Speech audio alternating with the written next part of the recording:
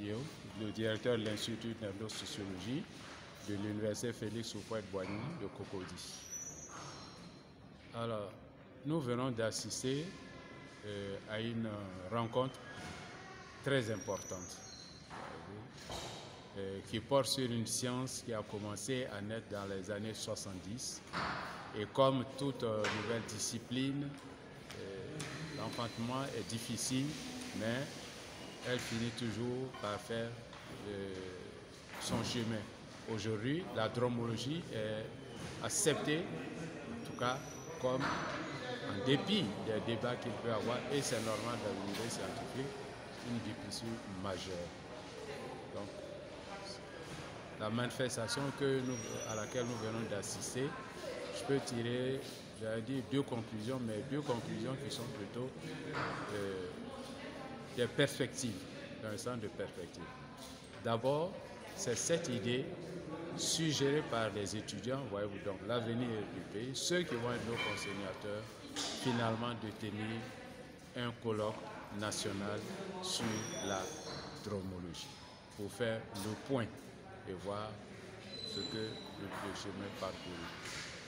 La deuxième des choses, c'est aussi au niveau national, si la manifestation universelle se fera sur le campus, de tenir une journée nationale du tambour.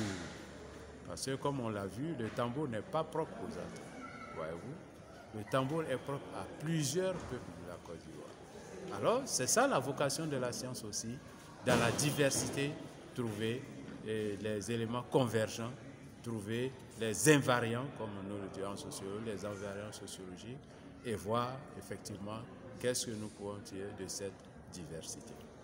De l'ouvrage, dromologie, la connaissance du son, du tambour et du balafon. Pourquoi la dromologie? La dromologie, je pense que l'histoire de notre société a été écrite par des auteurs étrangers au niveau des sources écrites. Et également, l'histoire a été écrite par la tradition orale au niveau de nos sociétés.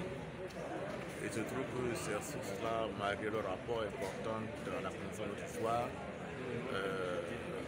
contiennent certaines faiblesses. Et chez moi, ces faiblesses-là, ça a été corrigé à partir des documents contenus dans le tambour. Et je pense que c'est l'étude des techniques de tambour qui a donné naissance à la dromologie, pour lequel nous avons publié un ouvrage.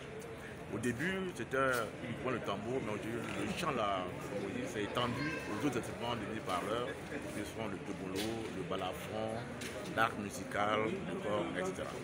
Quelles sont les différentes thématiques abordées dans cet ouvrage?